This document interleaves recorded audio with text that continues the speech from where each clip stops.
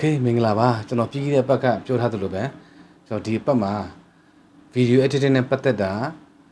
Photoshop နဲ့ပတ်သက်တာကို tutorial လုပ်ပြီးတော့တင်ပေးမှာဖြစ်ပါတယ်။ဒီနေ့တော့ပထမဆုံးအပုတ်အနေနဲ့ကျွန်တော်ကတော့ Photoshop tutorial လေးတစ်ခုအရင်ပြောပြမှာဖြစ်တယ်ပေါ့နော်။ Okay ပထမဆုံးအနေနဲ့တော့ Photoshop Adobe Photoshop 2025ပေါ့နော်ကျွန်တော်ဒီမှာ install လုပ်ထားတာ Adobe Photoshop 2025ရှိတယ်။ကိုပြန်လုပ်တဲ့အခါကျရင်တော့2025ဖြစ်မှရမယ်ဆိုတော့မဟုတ်ဘူးနော်2020လည်းရတယ်2015လည်းရတယ်2008လည်းရတယ်ပေါ့နော်2020လည်းရတယ် Adobe Photoshop ကိုပထမဆုံးသုံးတဲ့နေ့လည်းဖြစ်တယ်ပေါ့နော်ဆိုတော့ကျွန်တော်တို့ပထမဆုံး Adobe Photoshop 2025ကိုရေးနေလိုက်မယ်သူရဲ့ logo နဲ့အရင်မိုက်တယ်ပေါ့နော် Okay ကျွန်တော်တို့ကSuperman နဲ့ Mr. Bean မျက်နှာနဲ့ယူမယ်ဆိုတော့ကျွန်တော်တို့ဒီမှာ open ကိုတင်တဲ့ file ကိုသွားပါတော့ဆိုတော့ Superman ပုံရယ် Mr. Bean ပုံရယ်ယူလိုက်မယ် Okay ကျွန်တော်တို့က Superman ကို main ထားမှာဖြစ်တဲ့အတွက်သူ့ပုံကိုယူလိုက်ပြီးသူ့မှာ layer မှာကြည့်လိုက်တော်လေးနဲ့ခက်လိုက်ဆိုဒီလိုနှစ်ချက်နှိပ်လိုက်အဲဆိုရင်ရပြီနော်ပြီးတော့ Mr. Bean စီတော့မယ် Mr. Bean ကြတော့သူဘာလုပ်မလဲဆိုတော့သူက Superman file ကိုဘက်ကိုသူ့ပို့မှာဖြစ်တဲ့အတွက်သူရဲ့ layer မှာ right click နှိပ်မယ် duplicate layer နှိပ်မယ် Superman file ကိုပို့မှာဖြစ်တဲ့အတွက် Superman ဆိုတဲ့ file ကိုနှိပ်ပြီး okay နေရပါပြီဘယ်ရောက်သွားပြီလဲဆိုတော့ဒီမှာဒီဘက် file လေးရောက်ပြီပေါ့နော်ဆိုတော့ကျွန်တော်တို့ကဘာလုပ်မလဲဆိုတော့သူ့ကိုပုံပြန်တက်ပေးမှာပေါ့နော်ဒါကတော့ကိုယိုကာယာလောက်ထားတယ်ပေါ့နော်ကိုရဒီလူကလည်းကိုယိုကာယာဒီလိုချိန်တဲ့အခါကျရင်ဒီလိုမမြင်မကမ်းပဲချိန်တာတော့တော်တော်အဆင်မပြေဘူးဘယ်လိုဖြစ်လဲဆိုတော့မှမျက်လုံးကနှာခေါင်းနေရာမှာရှိတဲ့ပါးစပ်ကဟုတ်မင်းနေရာရောက်ပြီဆိုရင်အဆင်မပြေဘူးပြီးတော့ body ကကြီးနေတယ် Mr. Bean မျက်နှာသိနေတယ်ဆိုရင်လည်းသူတို့ခုပြန်ပေါင်းတဲ့အခါကျရင်မလိုက်ဘူးအဲ့ခါကျအဲ့လိုအတိအကျမြင်နိုင်ဖို့အတွက်ကျွန်တော်တို့က Mr. Bean မျက်နှာကို opacity ကို short လိုက်50ပြည့်60ပြည့်เนาะအဆင်ပြေတယ်ပြီးရင် control တင်နေမယ်ပြီးဟိုရွှေ့တီရွှေ့လုပ်လိုက်မျက်လုံးချင်း Mr. Bean မျက်နှာကမျက်လုံးကကိုက်နေပြီပါးစပ်နဲ့ Superman ပါးစပ်မကိုက်ဘူးဆိုတော့ပြောချင်တာတော့မျက်လုံးအတိအကျနေရာကျတယ်ပါးစပ်အတိအကျနေရာကျတယ်ဆိုရင်ပုံတစ်ခုပေါက်လိုက်တဲ့ခါကျရင်မျက်နှာနဲ့လိုက်တယ်ပေါ့နော်မျက်နှာနဲ့ body နဲ့လိုက်တယ်ပေါ့လုံးဝမလိုက်ဘူး Okay ဒီမှာ Mr. Bean ပါးစပ်နဲ့သူမျက်လုံးရှိနေတိကျရှိနေပုံစံပြပါနော်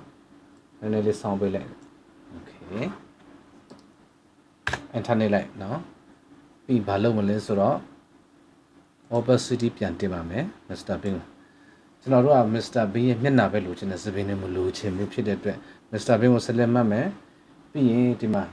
လီထုတ်ဖို့အတွက်လာဆိုတူးလေးကိုနှိပ်လိုက်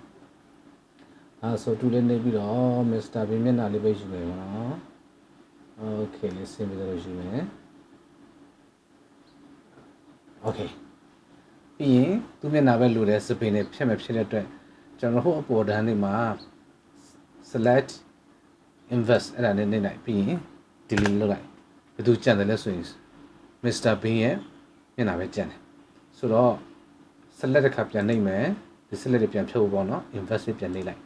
ဒီ select လေးကိုလိုချင်တယ်ဒီ select လေးကိုဘယ်သူကိုပေးမလဲဆိုတော့ Superman ကိုပေးမယ်ဆိုတော့ Mr. Bean ရဲ့မျက်နှာရှိတဲ့ layer ကိုနဲ့ပိတ်လိုက် select ကသူ့ပေါ်တက်ကြပါတော့ဒါပေမဲ့ဒီ select ကသူ့ဟာမဟုတ်သေးဘူးဒါဆိုတော့ Superman ကိုဒီမှာ layer မှာ select ပြီးဟိုပေါ်နားလောက်မှာ select modify နောက်ပြီးတော့ contrast အဲ့ဒါနေလိုက်ပြီးရင်ဒီထဲမှာခုနက pixel လို့ရိုက်ထည့်လိုက် okay လေးနေလိုက်နော် Superman မျက်နှာပေါ်မှာ select ကြပြီဖြစ်တဲ့အတွက် delete လေးလုပ်လိုက် Superman မျက်နှာမရှိတော့ okay နောက်တစ်ခုဒီမှာပေးထားတဲ့ဒီ select လေးကိုပြန်ဖြုတ်ဖို့အတွက် control D ဆိုတာနှိပ်လိုက်အဲဆိုပျောက်သွားပြီပြီးရင် Mr. Bean မျက်နှာကိုပြန်ဖွင့်လိုက် okay ပြီးသူတို့နှစ်ခုကို control နှိပ်ပြီးတော့သူတို့နှစ်ခုကိုပေါင်းလိုက်ဆိုတာဒီလိုလေ select နှစ်ခုကိုပေါင်းနှိပ်ခိုင်းတာပေါ့နော်ပြီးရင်ကျွန်တော်တို့ edit နောက်ပြီးတော့ auto blend layers ဆိုတဲ့ဟာနှိပ်ပြီးရင်ဒီမှာပေါ်လာတဲ့ဒီမှာအောက်ကတစ်ခု stick image အဲ့ဒါလေးနှိပ်လိုက်ပြီးရင် okay အဲ့ဒါနှိပ်လိုက်ကွန်ပျူတာသူ့ကိုလောက်သွားပါလိမ့်မယ် okay ပြီးဒီမျက်နှာမှာဒီမှာဘာဖြစ်နေသေးလဲဆိုတော့ဒီ select မှတ်တဲ့ဟာလေးကျန်သေးတယ်အဲ့ဒါကိုဘာလုပ်မလဲဆိုတော့ control D လေးနှိပ်လိုက်ပါ okay အဲ့ဒါဆိုရင်တော့ Mr. Bean Superman Superman Master ဘင်းပုံလေးရပြီပေါ့နော်ဆိုတော့ဒီသင်ခန်းစာအလွယ်ဆုံးဖြစ်တဲ့အတွက်ပထမဆုံးပြပြချင်းဖြစ်တယ်ပေါ့နော်ဆိုတော့ဒီဗီဒီယိုလေးကိုကြည့်ပြီးတော့ဒီသင်ခန်းစာလေးကိုကြည့်ပြီးတော့နားမလည်တာရှိရင်ကျွန်တော်ကိုလမ်းမေးလို့ရပါတယ်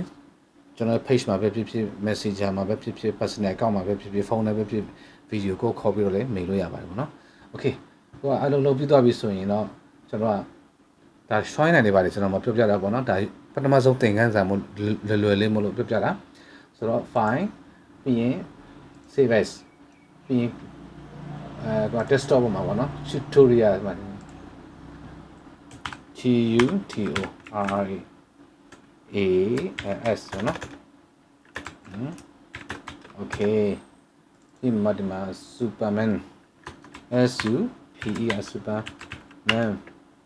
Mr. BEANB okay အဲ့ဒါဆိုရင်ဒီလိုတင်လိုက်ပြီဆိုရင်ဒါလေယာဉ်နဲ့တင်တယ်ဒါပေမဲ့ကိုကသူမျက်စိပို့ပေးမှာတော့ဘာညာတော့ဆိုရင်ဒီလေယာဉ်နဲ့တော့အဆင်မပြေဘူးအဲ့ဒါကိုဒီမှာ save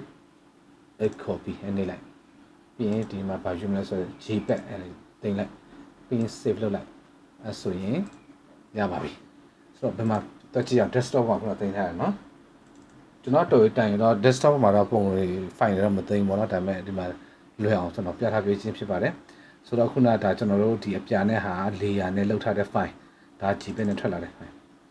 ကဲကြည့်ပါဦး okay ဒီနေ့ဒီဗီဒီယိုလေးကိုဒီ tutorial လေးကိုအဆုံးထိကြည့်ပေးတဲ့အတွက်အားလုံးကိုကျေးဇူးတင်ပါတယ် thank you ပါခင်ဗျ